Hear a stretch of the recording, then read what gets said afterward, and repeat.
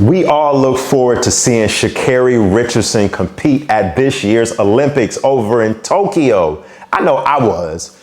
I know y'all was. I know we all were. You know, she was blazing, and I was almost convinced, and I just knew that she was gonna shatter records, especially at the 100 meters race where she was scheduled to make her appearance and she was scheduled to run.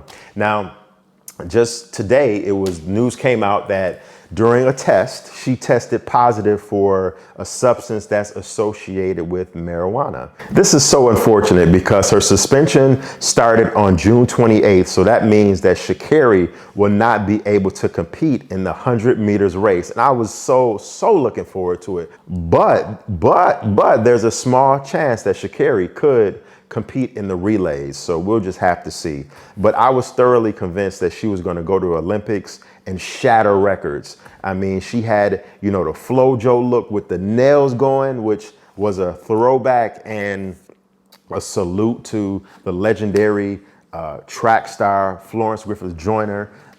She had everything going for her as far as her with the heartfelt story about her mom passing and then her grandmother being there and her hugging her grandmother when she made the trials for the Olympics. And Sha'Carri just got on the Today Show this morning and said herself that this particular incident didn't have anything to do with any kind of performance enhancement supplements or anything of that nature. It had to strictly do with, marijuana.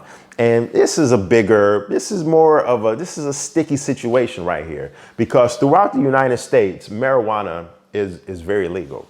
So where do you walk that fine line of, looking at it from a standpoint of, well, marijuana is technically legal, but on the flip, and I totally understand where, some people coming from with that. But my argument with that would be not necessarily an argument, but I would say in reference to that is that, baby girl, you in the spotlight. You know what I'm saying? You about to go from literally living like an everyday smooth life transition, not being bothered, to going up to that next upper echelon level of being swarmed and being the next big thing, endorsements, commercials, role model. All of this is about to be up under your wing, and you're going to take on this huge undertaking. So Wheaties boxes, cereal boxes.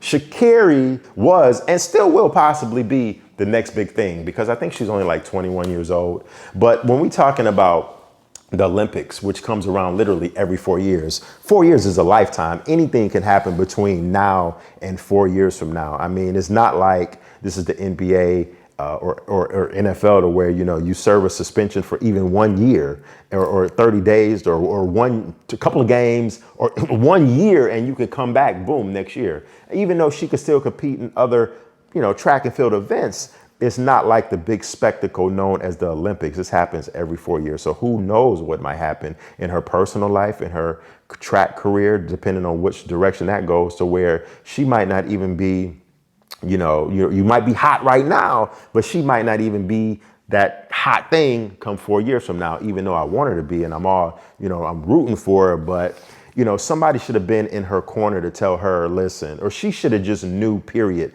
knowing. It's just common sense. Like, that the Olympics are testing for any kind of substances, foreign substances. And it's just clear as day. They let you know from the gate, from the very, very beginning, very beginning. You can't be taking any kind of drugs or things of that nature. You get tested. So why would you risk everything right now at this moment, just for a little bit of, just a little bit of lie, a little bit of weed. Like Stephen A. Smith would say, a little bit of weed, a little bit of weed. Why would you risk everything, your big chance on that huge stage right now, for just a little bit of the lie, a little bit of the lie, a little bit of the weed? It's not, hun, sis, shorty.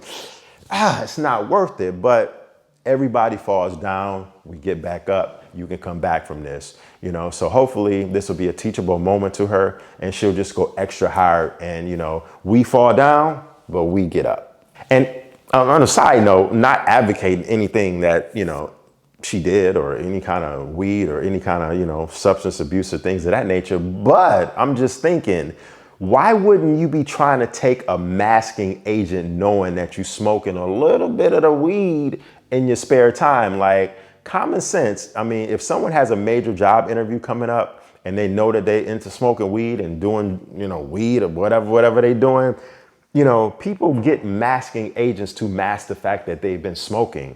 You're about to go to the Olympics and you have a drug test. Wouldn't you want to know from somebody what kind of masking agent could I take to block the detection of weed on this upcoming test?